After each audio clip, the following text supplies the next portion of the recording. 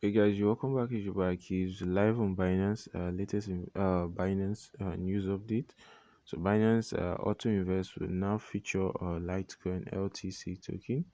So you want to be aware of this fact. You want to jump on it. We're still expecting some metaverse projects to be listed on the Auto Invest feature, so users can benefit from there.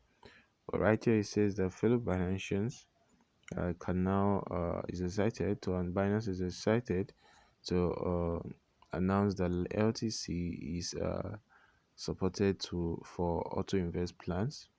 So users can now choose from a selection of popular cryptocurrencies and invest on autopilot using the dollar cost averaging strategy, which the auto invest which the auto invest is built on. So there's a setup on the auto investment plan featured here. We've done a video on how to go about it, but meanwhile, it says how to create your auto invest plan.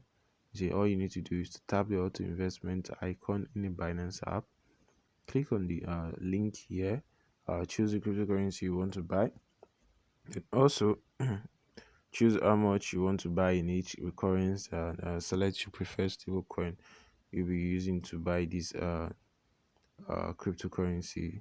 So select the recurring cycle for the auto investment plan. To redeem your purchase crypto, go to any wallet. You can't find your BNB in the BNB vault and other cryptocurrencies in flexible savings. So please ensure that you have sufficient stablecoin balance in the spot wallet or flexible savings or to guarantee successful recurring purchases. So Litecoin can only be purchased using USDT. So I think maybe BUSD might not be supported or other stablecoins. So you want to be aware of this, or if it's not, you want to be able to convert your assets to USDT using the Binance conversion feature, or you go over to the sports wallet and do the needful.